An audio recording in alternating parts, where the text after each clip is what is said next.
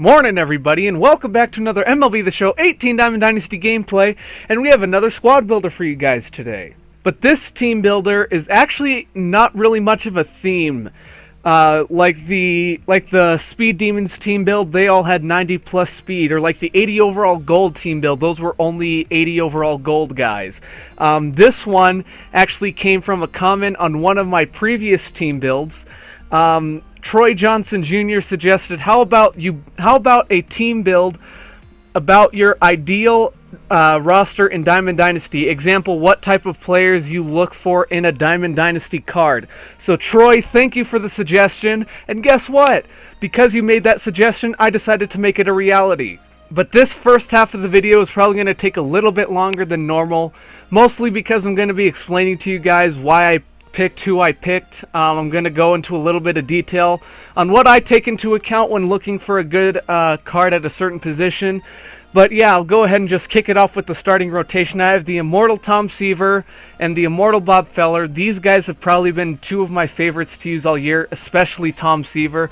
This guy, I like his windup is perfect, his pitch selection is perfect, and his per nines are pretty damn good if you ask me. He has a four-seamer, a changeup, a 12-6, a slider, and a sinker. I don't think you can have a more perfect pitching repertoire than that. You have the basic four-seam changeup, some sort of changeup, some sort of curveball, and a slider, and then adding the sinker onto that is just that much better. And then same with Bob Feller. He has the same exact repertoire.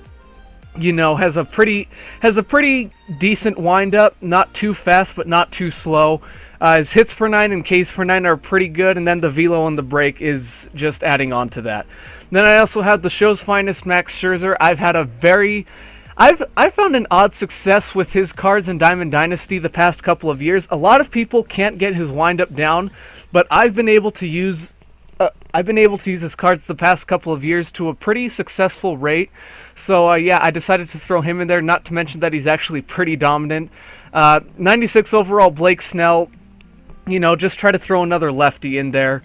But yeah, his per nines, his windup is a little bit funky, but overall, I mean, he has a pretty, you know, I think he's a pretty good card. And then Chris Sale, you know, he just has a basic four pitch. He has two fastballs, a changeup, and a slider.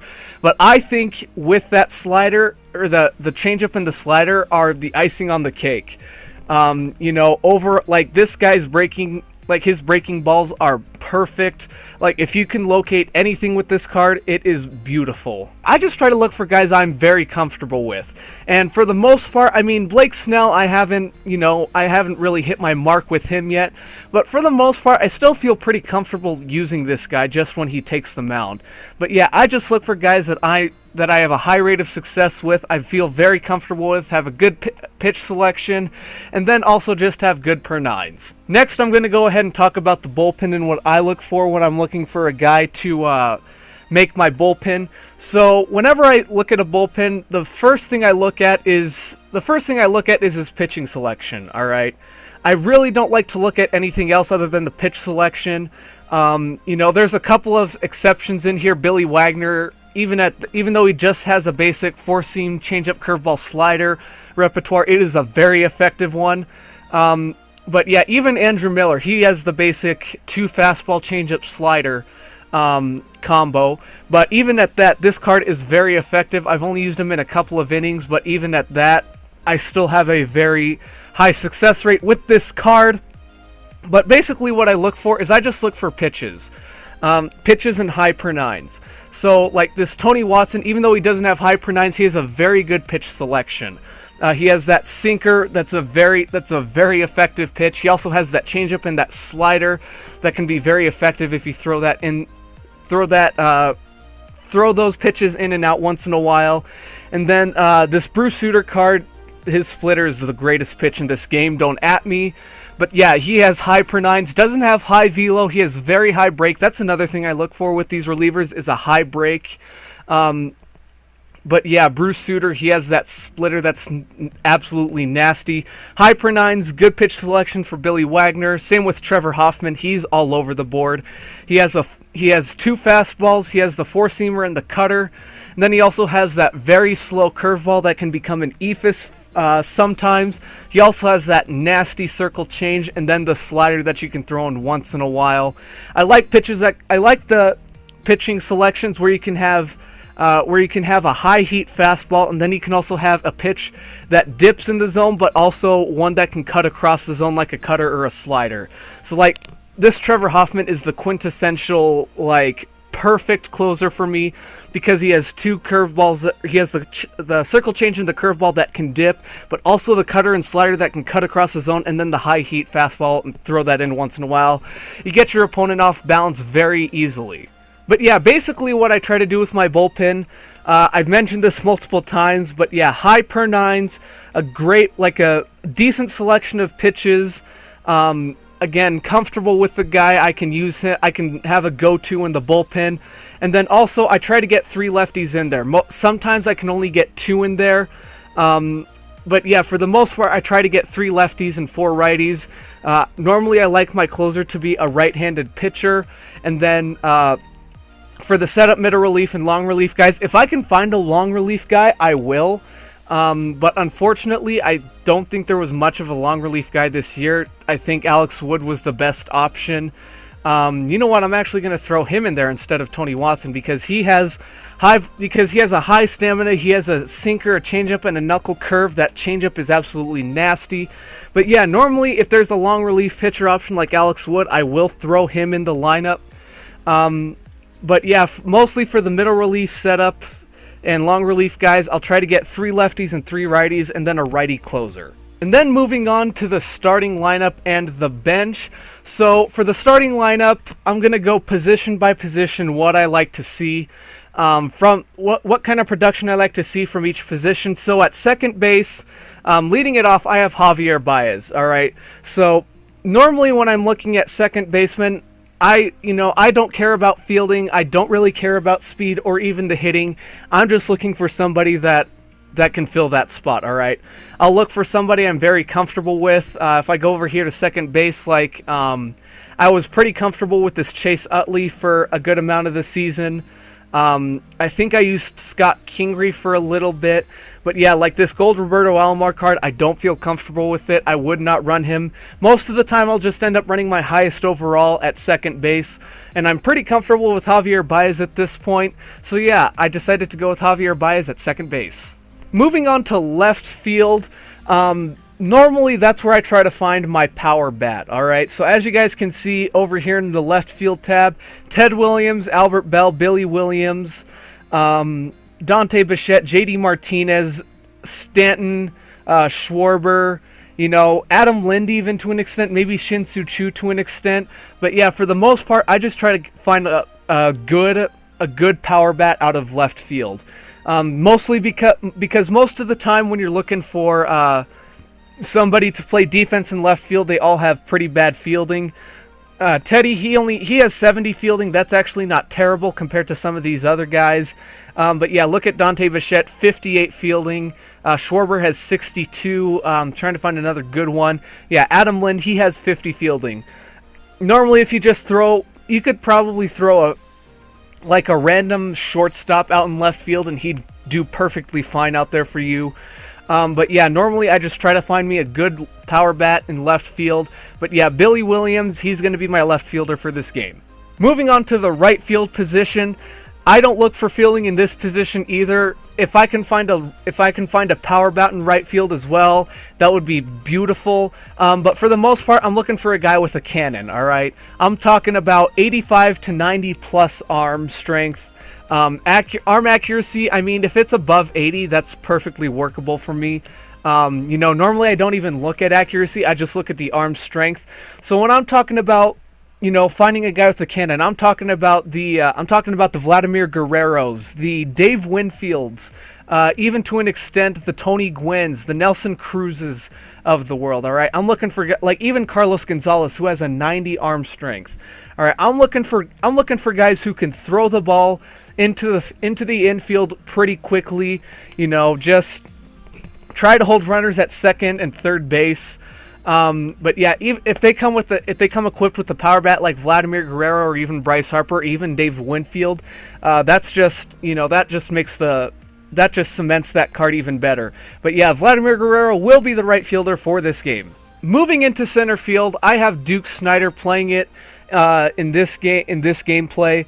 So basically what I look for in a center fielder, I just look for a guy who has a little bit of speed and some good fielding, alright? I'm not looking for like a generational arm type kind of guy.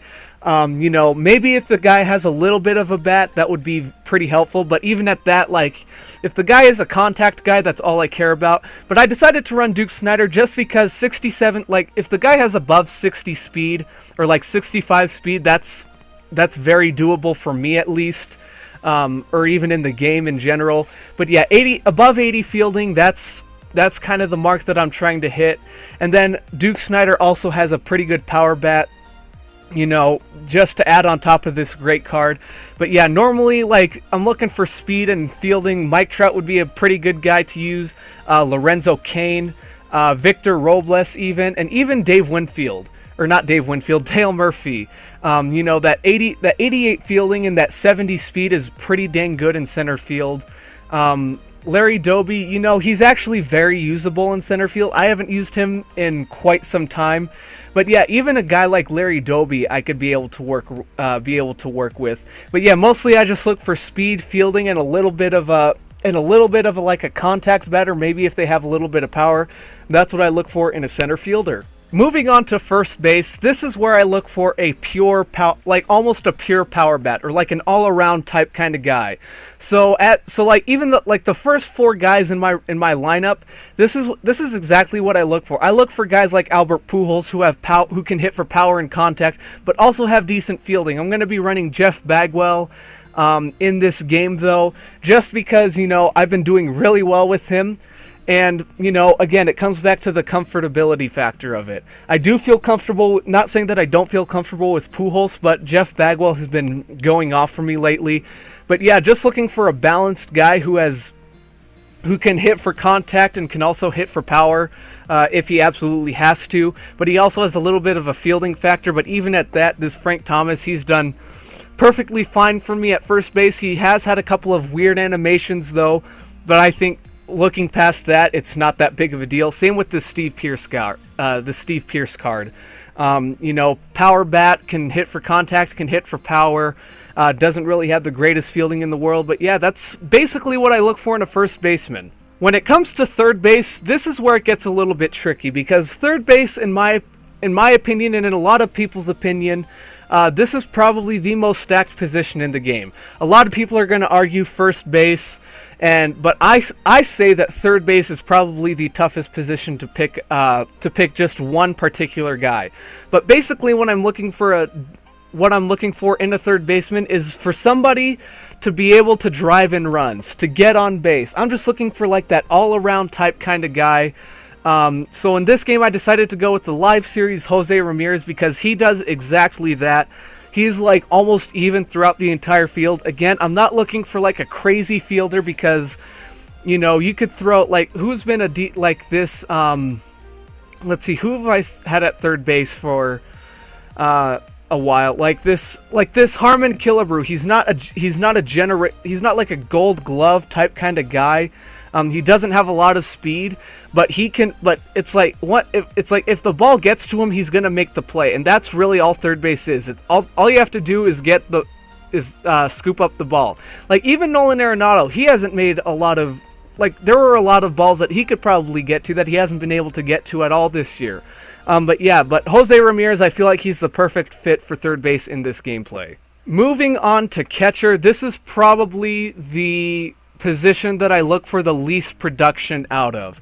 Alright, when I look at a catcher, the only thing I'm really concerned about is their fielding, and Johnny Bench fits this role perfectly.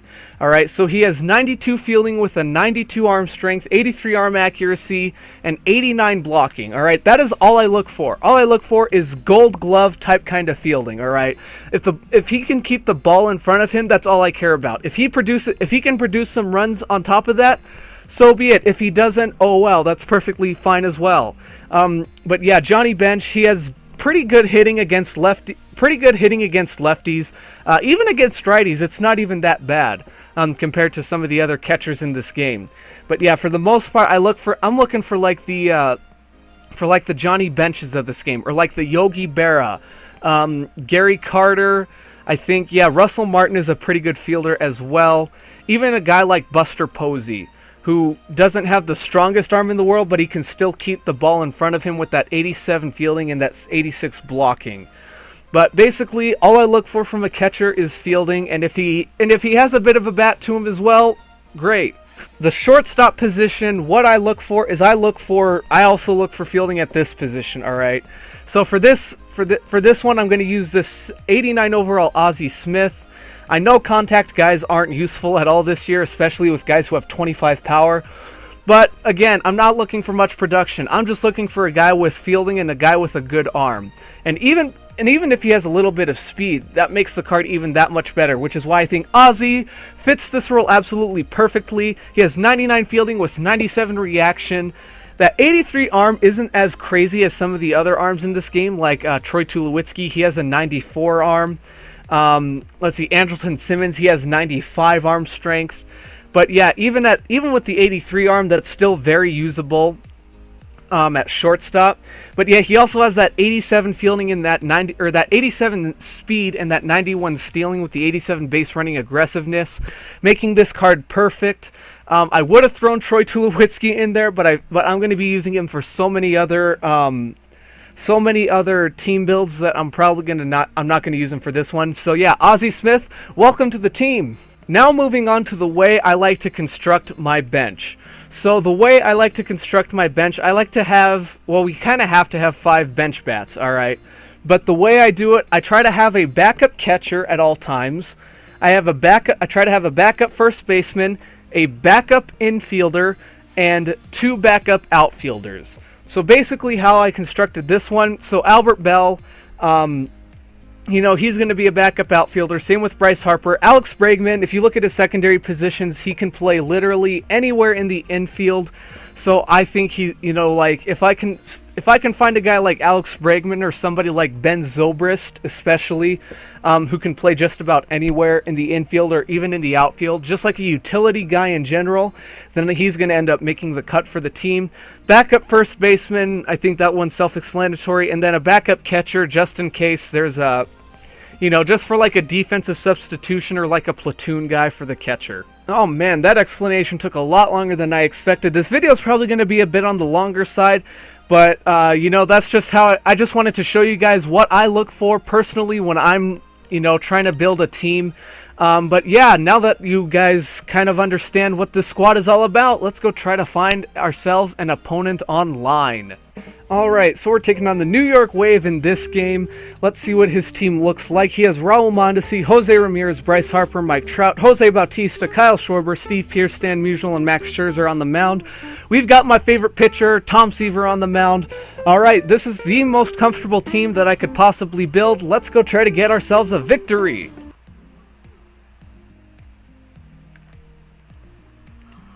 Alright, and Javier Baez is getting on to lead this game. Alright, yeah, this is probably going to be a very enjoyable game for me because these are guys that I feel comfortable with. Most of the time I just run the highest overall team, and it's like I don't feel comfortable with a lot of guys like Cal Ripken Jr. and George Brett. Oh, that went right under Jose Ramirez's glove. Billy Williams, he's not going to be able to throw him out. That's the one thing I don't really like about some guys in left field is they don't have that cannon that some of these guys in right field do. But you know what? That's just the way it is. But yeah, going back onto Tom Seaver, and oh my God, everything is going under everybody's glove in this game. But yeah, see, having that guy, oh man, yeah, oh, we still got him. Let's go. Yeah, see, that's why you got to have that cannon out there in right field to be able to throw the idiots who start running to second base on a pitch that, or on a ball that shouldn't have even been tested to begin with. Vladimir Guerrero. Let's go. Mile high moonshot for Vlad. Let's go. We get a run back. And that's exactly what I need, is a guy who can produce runs when he needs to. Now Duke Snider's hitting one out, but that one's just going to be a flat. I believe that is 3 outs. All right, but we got to run back, boys.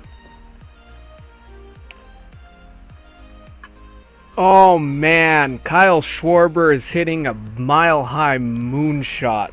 Wow. That felt like a great pitch, too. Yeah, that was a great pitch. There's not much you can do about that one. That's just...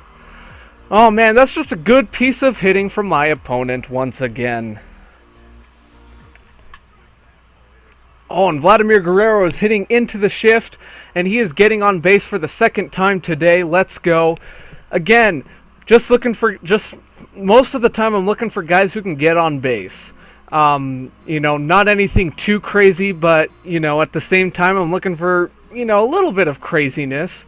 But yeah, not much has happened since the last clip you probably saw. And let's go. Duke Snider's getting on. We're going first to third on that one. Let's go. Once again, Duke Snider, another bat, has a lot of range in the outfield. You know, I can steal a base with him if I want to. I'm not going to. But yeah. And then Jeff Bagwell is doing that. Oh my Christ.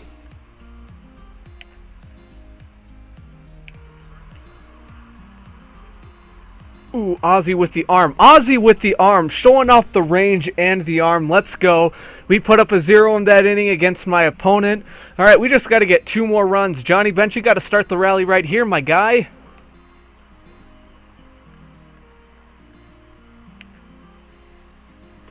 Whoo, that sinker up and in is nasty. Wow, this is exactly why I love this Tom Seaver card. The variety of pitches, just the windup in general, I time it 9 times out of 10. But yeah, oh man, this pitcher is like, again, why he's one of my favorite pitchers to use in the game. 0-2 count to Steve Pearce. Can we get him on the 12-6? And we do. Ozzy. Oh, I don't think I needed to dive for that one. Gosh dang it. He's getting Pearce on base, though. Oh, man. He's getting a base hit. And is he really going to try to test Vlad's arm? Yeah, that's exactly why you got to have that cannon out there in right field to prevent the runners from second and third from scoring. Like, oh, man. If it wasn't for Vlad, honestly, he's probably scoring pretty dang easily, too. Now he's got Raul Mondesi at the plate, and he is grounding into a double play, I hope, and Baez, let's go! Baez turned the double play. Keep any runs from scoring. We got to get these bats going, though, boys. Come on, let's go! Jose Ramirez getting one back up the gut. Let's go. We're getting at least one. I'm keeping him at first. And yeah, we have runners on the corners now. That's what I look for from my third baseman. Just somebody to produce some runs. Let's go.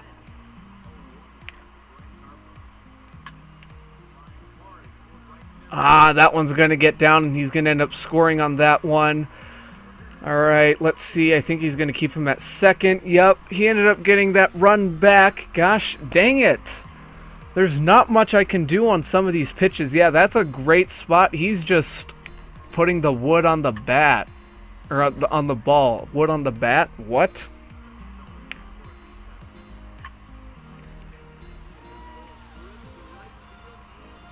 Vlad, why are you not even attempting to catch that? Come on.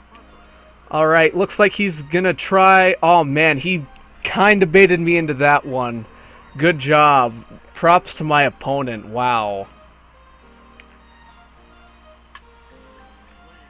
What? How did he even get contact on that pitch? Come on, Albert. Thank you for catching that one. He's going to end up scoring. Wow, he seemed like super freaking early on that slider. I don't know how he got contact on that.